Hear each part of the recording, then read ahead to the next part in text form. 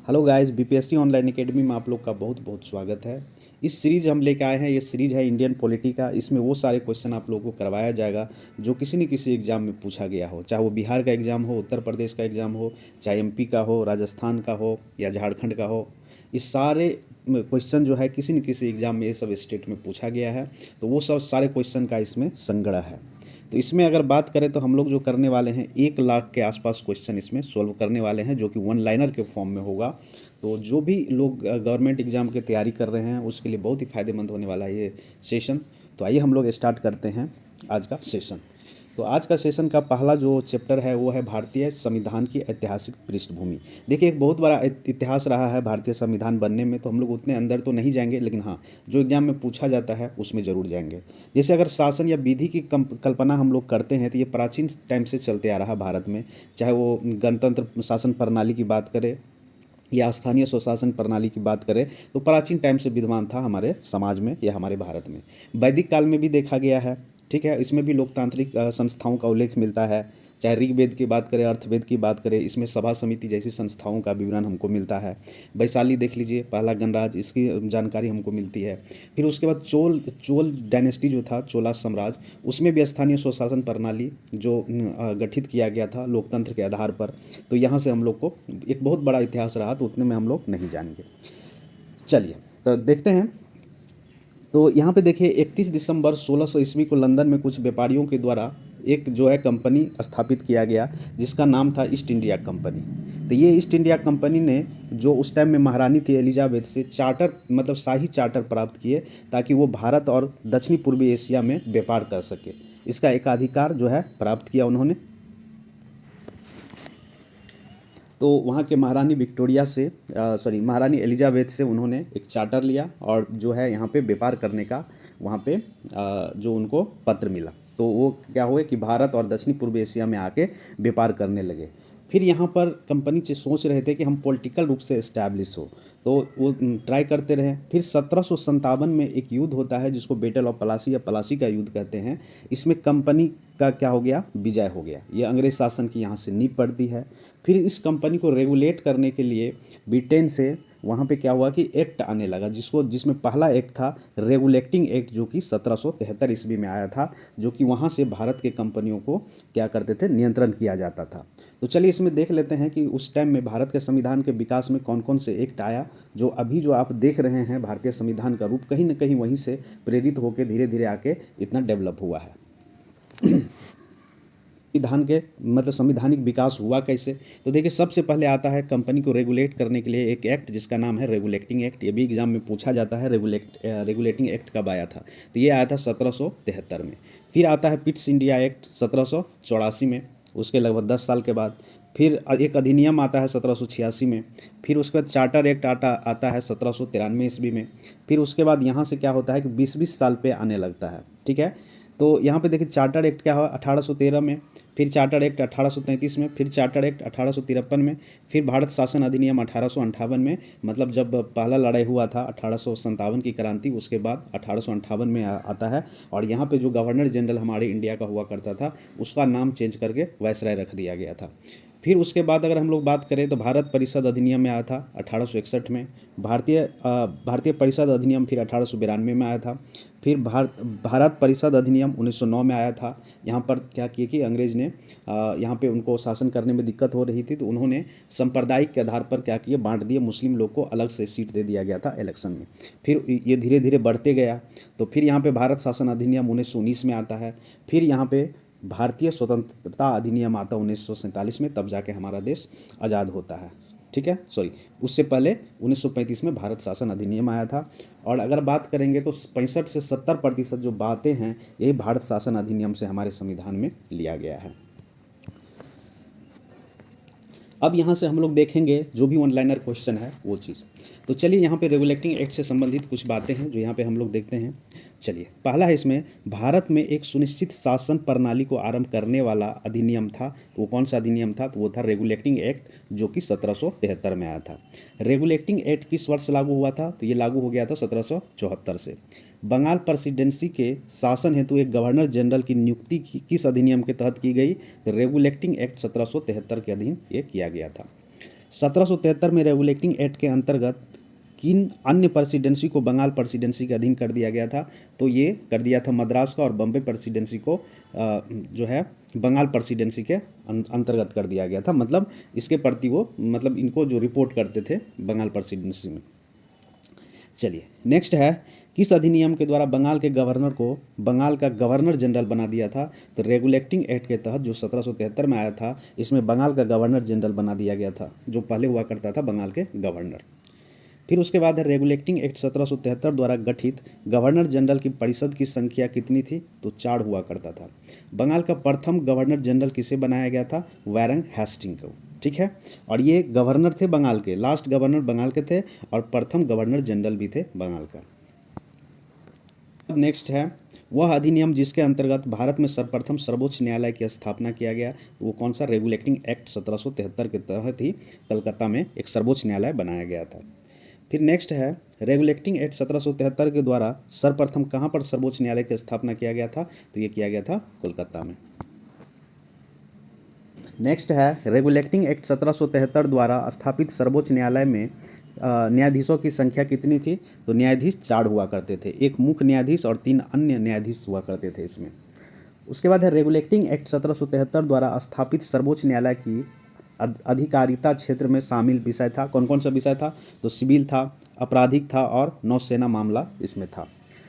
फिर अगला है, 1773 के रेगुलेटिंग एक्ट द्वारा स्थापित सर्वोच्च न्यायालय के निर्णयों के विरुद्ध अपील हो सकती थी। कहाँ पर अपील हो सकती थी? तो ये अपील हो सकती थी कहाँ पे? रिव्यू काउंसिल में। नेक्स्ट है, रेगुलेटिंग एक्ट 1773 की त्रुटियों के परिमार्जन हेतु किस अधिनियम को पारित किया गया था? कि मतलब जो 1773 का जो रेगुलेटिंग एक्ट आया था, उसमें कुछ त्रुटि रह गया था, तो उसको सुधारने के लिए कौन सा नियम आया था? तो एक नियम था एक्ट ऑफ सेटलमेंट 1781 का। ठीक है, चलिए नेक्स्ट है, किस अधिनियम के द्वारा ईस्ट इंडिया कंपनी के मामले को देखने के लिए बोर्ड ऑफ डायरेक्टर की स्थापना हुई थी? तो ये था रेगुलेटिंग एक्ट 1773 में। चलिए यहाँ पे पिट्स इंडिया एक्ट जो 1784 में आया था, उससे संबंधित हम लोग वन लाइनर क्वेश्चन देखेंगे यहाँ पर। तो पहला है इसमें, किस अधिनियम द्वारा ईस्ट इंडिया कंपनी के व्यापारिक तथा राजनीतिक कार्यों को पृथक कर दिया गया? तो पिट्स इंडिया एक्ट 1784 के अंतर्गत जो है ईस्ट इंडिया कंपनी के व्यापारिक और राजनीतिक कार्यों को दोनों को सेपरेट कर दिया गया था। फिर नेक्स्ट है, पिट्स इंडिया एक्ट 1784 के अंतर्गत ईस्ट इंडिया कंपनी पर राजनीतिक नियंत्रण एवं परिरक्षण हेतु किस संस्था की स्थापना की गई? तो बोर्ड ऑफ कंट्रोल का। बोर्ड ऑफ, पहले क्या हुआ था 1773 में? बोर्ड ऑफ डायरेक्टर था, यहाँ पर बोर्ड ऑफ कंट्रोल भी लागू कर दिया गया। फिर आगे है, पिट्स इंडिया एक्ट 1784 के तहत पूर्व के देशों में ब्रिटिश उपनिवेशों के प्रशासन पर नियंत्रण तथा निरीक्षण का उत्तरदायित्व किस पर था? तो बोर्ड ऑफ कंट्रोल पर था, जो कि 1784 के पिट्स इंडिया एक्ट में स्थापित किया गया था। 1784 के पिट्स इंडिया एक्ट के अधीन गठित किए गए बोर्ड ऑफ कंट्रोल के सदस्यों की नियुक्ति की जाती थी, तो ये डायरेक्ट किया जाता था ब्रिटिश सम्राट के द्वारा। पिट्स इंडिया एक्ट 1784 के तहत कंपनी के व्यापारिक मामलों के अधिरक्षण की अनुमति किसके पास थी? तो ये था बोर्ड ऑफ डायरेक्टर के पास। आगे है, जो अधिनियम 1786 में आया था, उसके बारे में अभी यहाँ पे देखेंगे हम लोग, जहाँ से क्वेश्चन बनता है। गवर्नर जनरल को विशेष परिस्थितियों में अपनी परिषद के निर्णय को निरस्त करने अथवा लागू करने का अधिकार प्रदान किया गया था 1786 के अधिनियम में। ठीक है, ये जो है ये अधिकार प्राप्त था किसको? गवर्नर जनरल को, इस अधिनियम के तहत। फिर है, किस अधिनियम के द्वारा गवर्नर जनरल को प्रधान सेनापति की शक्तियों की प्रदान की गई थी? तो 1786 अधिनियम के तहत जो है, जो गवर्नर जनरल थे उनको प्रधान सेनापति की शक्ति भी इनको प्रदान किया गया था। यहाँ पर हम लोग देखेंगे चार्टर एक्ट 1793 से संबंधित कुछ वन लाइनर क्वेश्चन। चार्टर अधिनियम 1793 के तहत ईस्ट इंडिया कंपनी के व्यापारिक अधिकारों को कितने वर्ष के लिए बढ़ा दिया गया? तो यहाँ पर 20 वर्ष के लिए बढ़ा दिया गया था। किस चार्टर के द्वारा नियंत्रण मंडल बोर्ड ऑफ कंट्रोल के सदस्यों को भारत के राजस्व से वेतन देने का प्रावधान किया गया?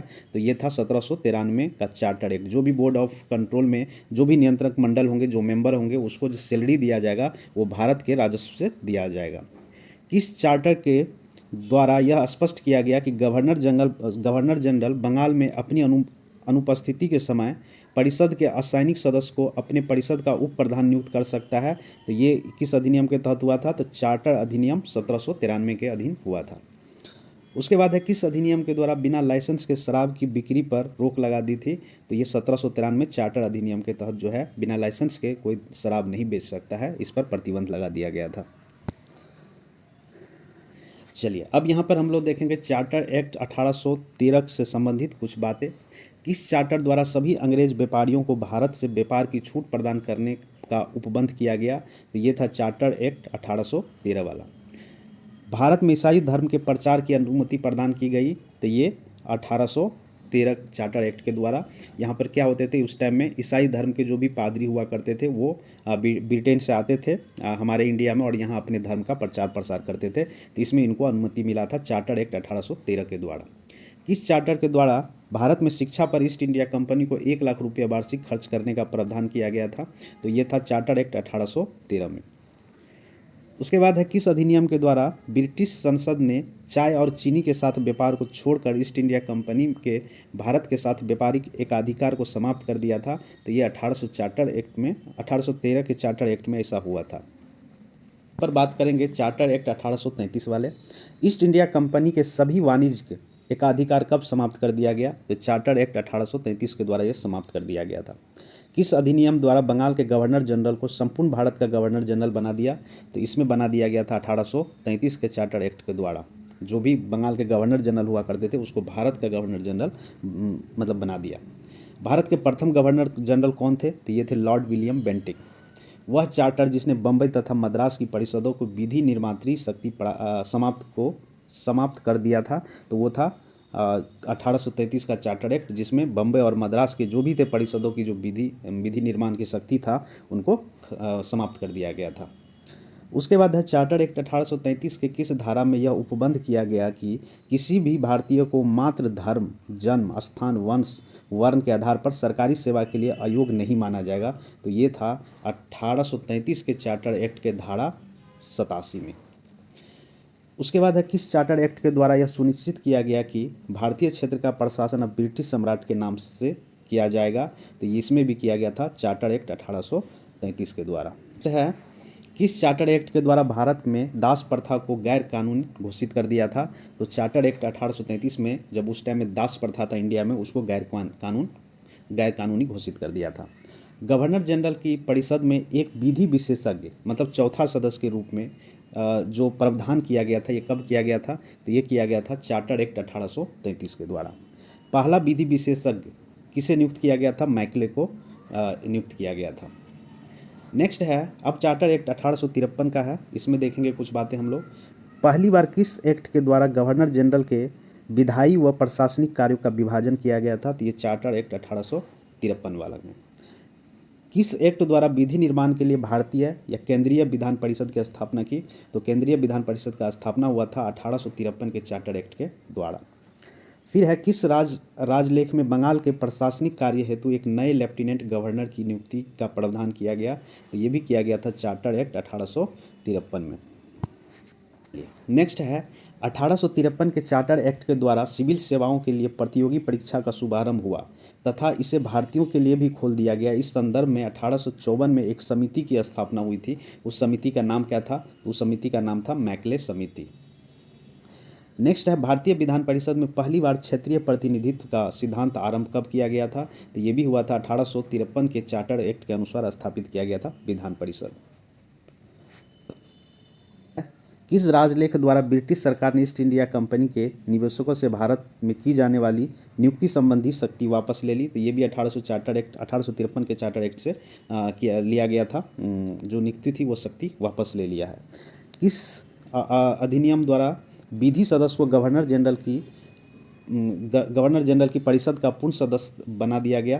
तो भारत सरकार अधिनियम 1853 या चार्टर एक्ट 1853 के द्वारा किया गया था। बाद उससे पहले अगर उसके बाद हम लोग बात करें तो 1857 में एक विद्रोह हो जाता है। तो उसके बाद तुरंत एक अधिनियम लाया जाता है जिसका नाम है भारत शासन अधिनियम।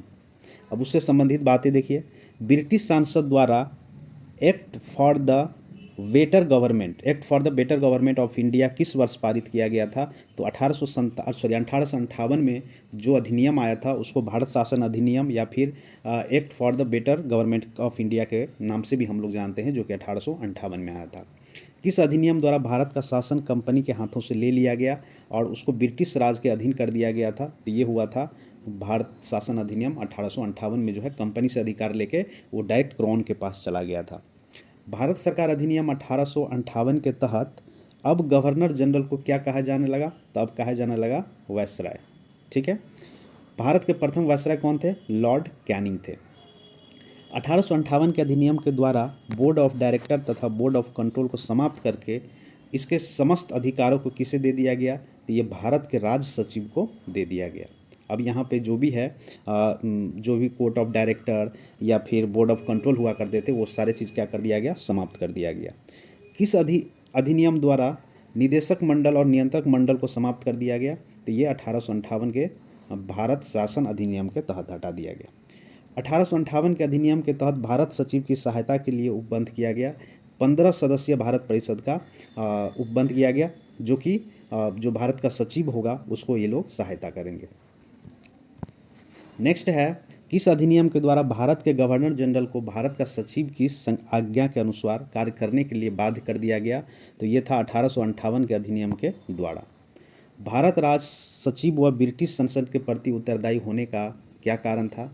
तो उसका ब्रिटिश मंत्रिमंडल का सदस्य होना, यही कारण था। नेक्स्ट है, आगे है भारत परिषद अधिनियम 1861। आधुनिक भारत में सर्वप्रथम प्रतिनिधित्व प्रणाली का आरंभ करने वाला अधिनियम कौन सा था? तो ये अधिनियम था 1861 का भारत परिषद अधिनियम।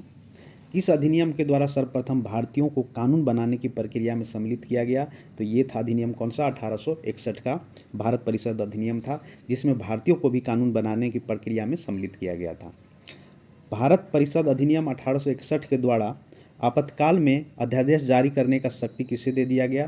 तो जो वायसराय हुआ करता था, वायसराय, उसको दे दिया गया अध्यादेश जारी करने की शक्ति आपातकाल की स्थिति में। नेक्स्ट है, किस अधिनियम द्वारा मद्रास एवं बम्बई की प्रेसिडेंसी को पुनः विधायी शक्ति देकर विकेंद्रीकरण की प्रक्रिया की शुरुआत की गई थी? तो ये भारत परिषद अधिनियम 1861 के तहत। किस अधिनियम में विधि निर्माण के क्षेत्र में शक्ति विभाजन के सिद्धांत का कल्पना की गई थी? तो ये किया गया था 1861 के भारतीय परिषद अधिनियम के द्वारा। है 1861 के भारतीय परिषद अधिनियम द्वारा वायसराय की परिषद को कानून बनाने की शक्ति प्रदान की गई, जिसके तहत लॉर्ड कैनिंग ने शुरू की विभागीय प्रणाली शुरू किया गया था लॉर्ड कैनिंग के द्वारा। आगे है 1861 में भारतीय परिषद अधिनियम द्वारा वायसराय की कार्यकारी परिषद में विधि निर्माण हेतु सम्मिलित किए जाने वाले कितने अतिरिक्त सदस्यों की संख्या का उपबंध किया गया था? तो न्यूनतम 6 था और अधिकतम कितना? 12 हुआ करता था।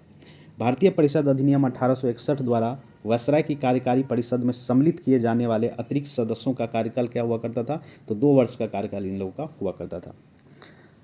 भारतीय परिषद अधिनियम 1861 के अंतर्गत प्रांतों में स्थापित की गई विधान परिषदें थी। तो देखिए यहाँ पे 1862 में किया गया बंगाल में, उत्तर पश्चिम सीमा प्रांत में 1866 में किया गया और पंजाब में किया गया 1897 में। वायसराय की कार्यकारी परिषद में विधि सदस्य को किस रूप में सम्मिलित किया गया? 5वें सदस्य के रूप में इनको सम्मिलित किया गया था। वायसराय को परिषद के कार्य संचालन हेतु नियम तथा आदेश के निर्माण का अधिकार किस अधिनियम के द्वारा प्रदान किया गया? तो ये 1861 के भारतीय परिषद अधिनियम के द्वारा प्रदान किया गया था। चलिए नेक्स्ट पूछा जा रहा, वह अधिनियम जिसमें भविष्य की प्रतिनिधि सरकार के शुभारंभ का प्रथम प्रयास था? तो ये था कौन सा? भारत परिषद अधिनियम 1861।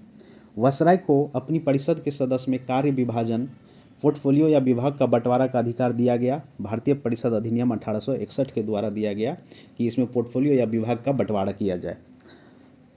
आगे है भारतीय परिषद अधिनियम 1861 के अधीन गठित वायसराय की कार्यकारिणी परिषद में प्रशासनिक सेवा के सदस्यों की संख्या कितनी थी? तो 3 हुआ करता था उस सदस्यों की संख्या।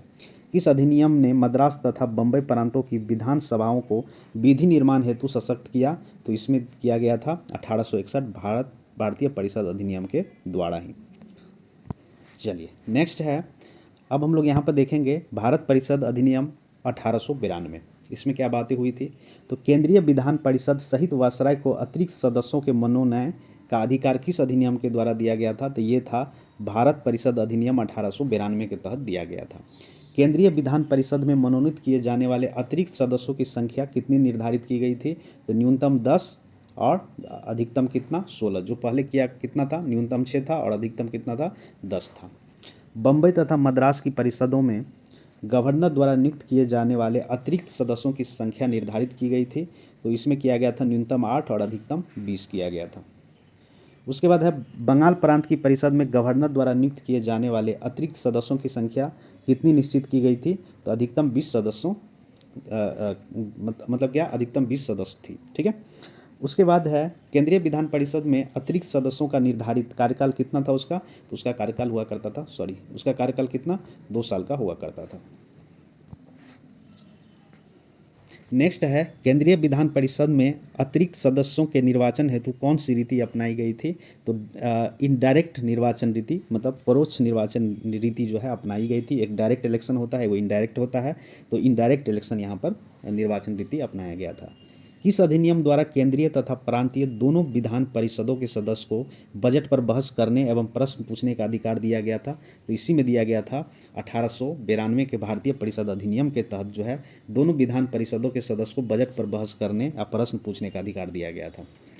नेक्स्ट है 1892 के अधिनियम के अंतर्गत नवीन विधि निर्माण के तहत प्रांतीय व्यवस्थापिका सभाओं के लिए अनिवार्य था गवर्नर जनरल यानी वायसराय की पूर्व स्वीकृति, मतलब उसका स्वीकृति नहीं होगा तो जो है विधि का निर्माण के तहत जो है प्राथमिक व्यवस्था की सभाओं का आयोजन नहीं किया जाएगा। आपातकाल या विशेष आवश्यकता की स्थिति में गवर्नर जनरल को व्यवस्थापिका सभा की मदद से प्रांतों के लिए विधि निर्माण का अधिकार देने का अधिनियम था। ये कौन सा अधिनियम था? तो 1892 वाले भारतीय परिषद अधिनियम के तहत। नेक्स्ट है 1892 के अधिनियम के अधीन प्रांतीय परिषद के अतिरिक्त सदस्यों का चुनाव किया जाता था विश्वविद्यालय से, नगरपालिका से, जिला परिषद से, व्यापार संघ से, जमींदारों आदि सिफारिश पर है। 1892 के अधिनियम के तहत केंद्रीय परिषद के गैर सरकारी सदस्यों का निर्वाचन किस प्रकार होता था? तो प्रांतीय परिषद के गैर सरकारी सदस्यों की सिफारिश पर किया जाता था। 1892 के अधिनियम के अधीन गठित होने वाली व्यवस्थापिका सभाओं केंद्रीय तथा प्रांतीय के सदस्य किस प्रकार के प्रश्न नहीं पूछ सकते हैं? पूरक प्रश्न तथा तर्कपूर्ण प्रश्न जो है ये नहीं पूछ सकते थे। परामर्शदाता। नेक्स्ट है 1892 के अधिनियम द्वारा स्थापित व्यवस्थापिकाओं सभाओं की व्यवस्थापिक स्थिति थी परामर्शदात्री परिषद जैसी थी। 1892 के अधिनियम की आलोचना करने वाले नरम दलीय नेताओं ने नेतृत्वकर्ता कौन थे? तो ये थे गोपाल कृष्ण गोखले, क्योंकि इसमें इंडियन को सम्मिलित नहीं किया गया था। उसके बाद 1892 के अधिनियम द्वारा किए गए सुधार का पूर्ण लाभ उठाने की सलाह देने वाले भारतीय राष्ट्रीय कांग्रेस के नेता कौन थे? तो ये थे सुरेंद्रनाथ बैनर्जी। 1892 के अधिनियम के अधीन गठित होने वाले केंद्रीय परिषद की सदस्य बनने वाले प्रमुख भारतीय नेता कौन थे? तो गोपाल कृष्ण गोखले थे, रास बिहारी बोस तथा सुरेंद्रनाथ बैनर्जी साहब थे। चलिए आगे है भारत परिषद अधिनियम 1909।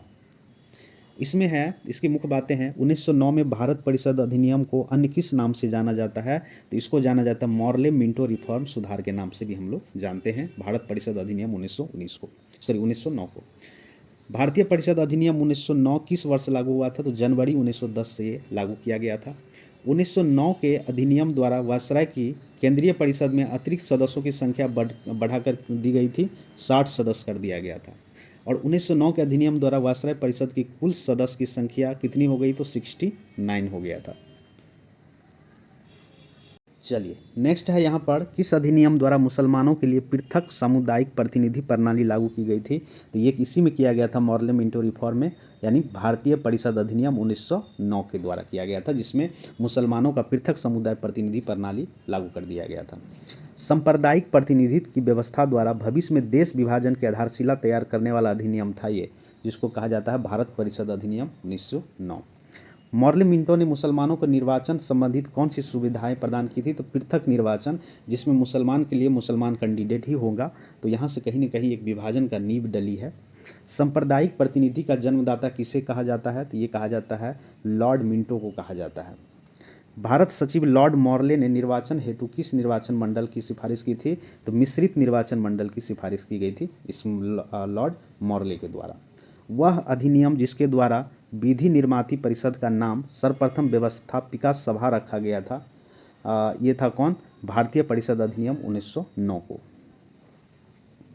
नेक्स्ट है सुधारों की प्रकृति तथा प्रतिनिधित्व विस्तार के संदर्भ में रिपोर्ट देने हेतु लॉर्ड मिंटो द्वारा नियुक्त की गई समिति के अध्यक्ष कौन थे? तो वो थे A.T. अरुणडेल थे। भारतीय परिषद अधिनियम 1909 के तहत वायसराय की कार्यकारी परिषद में किसे प्रथम भारतीय सदस्य के रूप में नियुक्त किया गया? तो ये किया गया था सत्येंद्र प्रसाद सिन्हा को। ये अक्सर क्वेश्चन में पूछा जाता है, बहुत बार ये पूछा गया है बहुत सारे एग्जाम में, तो ध्यान से देखिएगा इसको। केंद्रीय एवं प्रांतीय व्यवस्थापिका सभाओं की व्यवस्था और शक्तियों के विस्तार का अधिनियम था कौन सा? ये तो ये था 1909 का भारतीय परिषद अधिनियम। 1909 के परिषद कानून के अंतर्गत केंद्रीय तथा प्रांतीय व्यवस्थापिका सभाओं में सदस्यों के संदर्भ में बनाए जाने वाले अधिनियम के लिए क्या आवश्यक था? तो सपरिषद भारत सचिव की स्वीकृति प्राप्त करना। 1909 के परिषद कानून के अनुसार विशिष्ट निर्वाचन क्षेत्र की कितनी श्रेणियां थी? तो 3 श्रेणियां हुआ करता था। नेक्स्ट है विधायी परिषद के पूरक प्रश्न पूछने की व्यवस्था किस अधिनियम द्वारा दी गई थी? तो भारतीय परिषद अधिनियम 1909 के द्वारा। नेक्स्ट है यहाँ पर भारत शासन अधिनियम 1919 के बारे में हम लोग यहाँ पर देखेंगे। तो भारत सरकार अधिनियम 1919 के आधार सामग्री थी, तो इसका क्या था? तो मॉन्टेगू चेम्सफोर्ड रिपोर्ट 1918 यही आधार बना था जिससे भारत शासन अधिनियम 1919 आया था। भारत सरकार अधिनियम 1919 का उद्देश्य क्या था? भारत में एक उत्तरदायी शासन की स्थापना करना मेन उद्देश्य था भारत शासन अधिनियम 1919 का। नेक्स्ट क्वेश्चन है भारत सरकार अधिनियम 1919 की प्रस्तावना में समावेश था अगस्त घोषणा के मूल सिद्धांतों पर। उसके बाद है ब्रिटिश संसद में भारत सरकार अधिनियम 1919 कब पारित किया गया था? तो दिसंबर 1919 में पारित किया गया था। भारत सरकार अधिनियम 1919 लागू हुआ था 3 जनवरी 1921 को। भारत सरकार अधिनियम 1919 ने प्रांतों में उत्तरदायी सरकार की स्थापना के लिए किस प्रणाली को अपनाया था? तो द्वैध शासन, जिसको डायरची कहा जाता है, ये डायरची अपनाया गया था। ये पूछा जाता है डायरची कब अपनाया गया था प्रांतों में, यानी द्वैध शासन, तो ये किया गया था भारत सरकार अधिनियम 1919 के तहत। ये मॉर्ले मिंटो इसको मॉन्टेगू चेम्सफोर्ड भी कहा जाता है इसको। नेक्स्ट है 1919 अधिनियम के अंतर्गत प्रांतीय कार्यकारिणी परिषद की शक्तियों का विभाजन कितने भागों में किया गया था? तो 2 भागों में किया गया था। आरक्षित था एगो हस्तांतरित विषय था। हस्तांतरित विषय पर राज्य के गवर्नर किसकी सलाह पर कार्य करते थे? तो मंत्रियों की सलाह पर ये कार्य करते थे। आरक्षित विषय पर राज्य के गवर्नर किसकी सलाह पर कार्य करते थे? तो ये कार्यकारी परिषद की सलाह पर काम करते थे। तो ये दोनों बात आपको याद रखना है। हस्तांतरित विषय पे जो है किसकी सलाह पर काम करते थे? मंत्रियों की सलाह पर। और आरक्षित विषय पर जो होते थे कार्यकारी परिषद की सलाह पर कार्य करते थे। पहली बार किस अधिनियम के द्वारा केंद्रीय व प्रांतीय विषय में विभाजन किया गया है? तो इसी में भारत सरकार अधिनियम 1919 के द्वारा किया गया था। नेक्स्ट है 1919 के अधिनियम के तहत प्रांतीय तथा केंद्रीय सरकार के बीच शक्ति विभाजन किया गया था न्याय गमन नियमों के आधार पर। आगे है भारतीय संविधान में सरकार को एकात्मक से संघात्मक में परिवर्तन करने हेतु पृष्ठभूमि तैयार करने वाला कानून कौन सा था? तो भारत सरकार अधिनियम 1919। 1919 के अधिनियम के अधीन केंद्रीय तथा प्रांतीय सरकार के मध्य विवाद की स्थिति में मान्य मत किसका होता था? तो केंद्र सरकार का होता था। 1919 के अधिनियम का झुकाव किस तरफ था? संघात्मक सरकार की तरफ था, क्योंकि यहाँ पर क्या कर दिया गया था? प्रांत में द्वैध शासन डायरेक्टली लगा दिया गया था, तो कहीं न कहीं संघात्मक सरकार की तरफ इसका एक झुकाव था। भारत सरकार अधिनियम 1919 के अनुसार प्रांतीय स्तर पर विषयों में भ्रम की स्थिति में उसका स्पष्टीकरण मत एवं निर्णय अंतिम होता था। तो ये गवर्नर का निर्णय जो है अंतिम होता था। भारत में गवर्नर के अधीन कितने प्रांतों में द्वैध शासन प्रणाली लागू की गई थी? तो 9 प्रांतों में लागू किया गया था द्वैध शासन। भारत सरकार अधिनियम 1919 के अधीन प्रांतों में स्थापित होने वाली विधान परिषद किस प्रकार की थी? तो 1 सदस्यीय थी। नेक्स्ट है किस अधिनियम के द्वारा प्रांतीय विधानसभाओं के लिए पहली बार प्रत्यक्ष निर्वाचन प्रणाली अपनाई गई थी? तो ये 1919 अधिनियम के द्वारा अपनाई गई थी।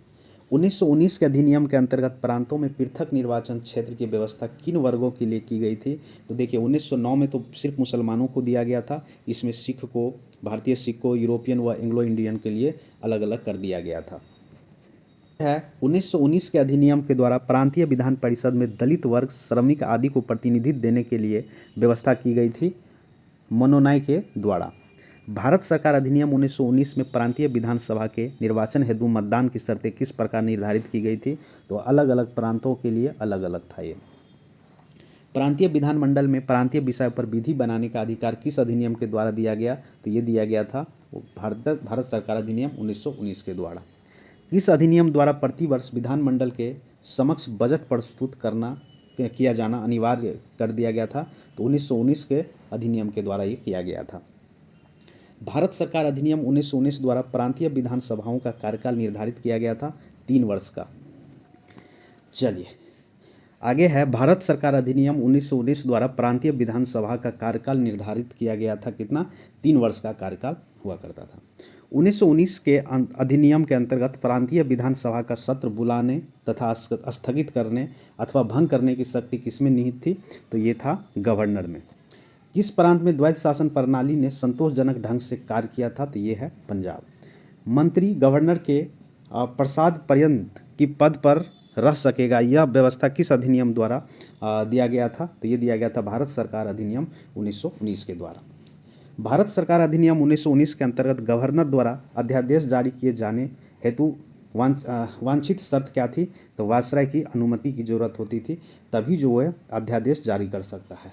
मतलब एक तरह से कह सकते हैं कि ये प्रेसिडेंट को जो अभी अध्यादेश जारी करने का जो शक्ति है, अनुच्छेद कितना 123 के तहत, तो वही शक्ति इनके पास हुआ करता था उस टाइम में। तो वही कहीं ना कहीं ट्रांसफ़र हो गए, अभी जो वर्तमान में वही पावर है हमारे प्रेसिडेंट के पास। चलिए नेक्स्ट है, वह अधिनियम जिसके द्वारा प्रथम राज्यसभा स्थापित की गई थी, तो वह भारत सरकार अधिनियम 1919 के द्वारा। 1919 के अधिनियम द्वारा स्थापित राज्यसभा का कार्यकाल कितना हुआ करता था? तो 5 साल का हुआ करता था। 1919 के अधिनियम के अनुसार विधानसभा में कौन सा प्रस्ताव प्रस्तुत किया जाना अनिवार्य था? तो ये था कर वृद्धि विषयक सभी प्रस्ताव, आर्थिक बिल। 1919 के अधिनियम द्वारा भारत सचिव की परिषद की संख्या पुनर्निर्धारित की गई थी, न्यूनतम 8 और मैक्सिमम कितना 12 हुआ करता था। 1919 के अधिनियम द्वारा गवर्नर जनरल की कार्यकारिणी में भारतीय सदस्यों की संख्या पुनर्निर्धारित की गई थी, 3 हो गया था, पहले कितना हुआ करता था? 2 हुआ करता था। चलिए नेक्स्ट है, 1919 के अधिनियम के अनुसार किन विषयों पर भारतीय परिषद यानी इंडियन काउंसिल का मत अति आवश्यक था? तो वो था आय व्यय तथा अखिल भारतीय सेवा संबंधित नियम पर जो है वो भारतीय परिषद यानी इंडियन काउंसिल का मत होना बहुत ज़रूरी था। नेक्स्ट है, किस अधिनियम द्वारा लंदन में भारत के उच्चायुक्त के कार्यालय का सृजन किया गया? तो ये 1919 भारत सरकार अधिनियम के द्वारा ही किया गया था। किस अधिनियम द्वारा प्रावधान किया गया कि केंद्रीय बजट एवं प्रांतीय बजट अलग अलग पेश होंगे? तो ये भी किया गया था 1919 के भारत सरकार अधिनियम के द्वारा। इसमें कहा गया था कि केंद्रीय बजट और प्रांतीय बजट जो होगा दोनों अलग अलग पेश किए जाएंगे। नेक्स्ट है, किस अधिनियम के द्वारा पहली बार एक लोक सेवा आयोग की स्थापना की गई थी? तो ये भारत सरकार अधिनियम 1919 के तहत ही किया गया था। नेक्स्ट है, भारत सरकार अधिनियम 1919 के अधीन केंद्रीय सरकार में विहित विषय या निहित विषय कौन कौन से थे? तो केंद्रीय सरकार में थे नाविक सेना, ठीक है, भारतीय राजाओं से संबंध, रेलवे, डाक, तार, मुद्रा, ऋण, आय, फौजदारी एवं दीवानी कानून, अखिल भारतीय सेवा, ये सब किसका? केंद्र सरकार का विषय हुआ करता था। जो अभी 3 लिस्ट में union list, state list and समवर्ती सूची जो है, जो अभी देखने को मिल रहा है, तो कहीं ना कहीं यहीं से लिया गया है। सॉरी। नेक्स्ट है, भारत सरकार अधिनियम 1919 के अधीन प्रांतीय सरकार में निहित थी। अब देखिए वो तो था कहाँ पर? केंद्रीय सरकार में, और ये प्रांतीय सरकार में क्या क्या है? स्थानीय स्वशासन, शिक्षा, स्वास्थ्य, कृषि, उद्योग, बिक्री कर, सहकारी समिति, भूमि कर, प्रशासन, सिंचाई, न्याय, पुलिस एवं कारागिरी। जो अभी ये सब कहाँ किसका लिस्ट है, किस लिस्ट में है ये सब सब्जेक्ट? तो स्टेट लिस्ट में है, राज्य लिस्ट में है, राज्य सूची में ये सब मेंशन है। नेक्स्ट है, 1919 के अधिनियम का किन लोगों द्वारा स्वागत किया गया था? तो कांग्रेस के मध्यवर्गीयों द्वारा इसका स्वागत किया गया था। मूडी मैन समिति किस लिए गठित की गई थी? तो मूडी मैन समिति जो है 1919 के अधिनियम के जांच करने हेतु ये गठित की गई थी। भारत का गवर्नर जनरल राज भी करता है और शासन भी, यह कथन किससे संबंधित है? यह संबंधित है कथन 1919 के अधिनियम के द्वारा गवर्नर जनरल को दिए गए थे विशेष अधिकारों के संदर्भ में कहा गया था कि भारत के जो गवर्नर जनरल है वो राज भी करता है और शासन भी करता है, जो उनके अधिकार दिया गया था उसके संदर्भ में ये कहा गया था। किसने कहा था कि 1919 का अधिनियम भारतीयों के लिए बेरियों का नया जाल था? तो ये कहा गया कि सुभाष चंद्र जी बोस के द्वारा जो भारत सरकार अधिनियम 1919 आया था, ये जो है भारतीयों के बेरियों का नया जाल है, ये कहा गया था सुभाष चंद्र जी बोस के बारे में। किसका कथन है कि चेम्सफोर्ड सुधार भारत के आर्थिक शोषण तथा उसे परतंत्र बनाए रखने की प्रक्रिया के ही अंग थे? तो ये कहा गया था महात्मा गांधी के द्वारा। तो आज का सेशन यहीं तक रखते हैं, कल हम लोग भारत शासन अधिनियम से कंटिन्यू करेंगे। Thank you for watching BPSC online academy. I hope कि आप लोग को अच्छा लगा होगा ये वीडियो। अच्छा लगा तो लाइक कीजिए, शेयर कीजिए, सब्सक्राइब कर दीजिए चैनल को। मिलते हैं अगले सेशन में। धन्यवाद।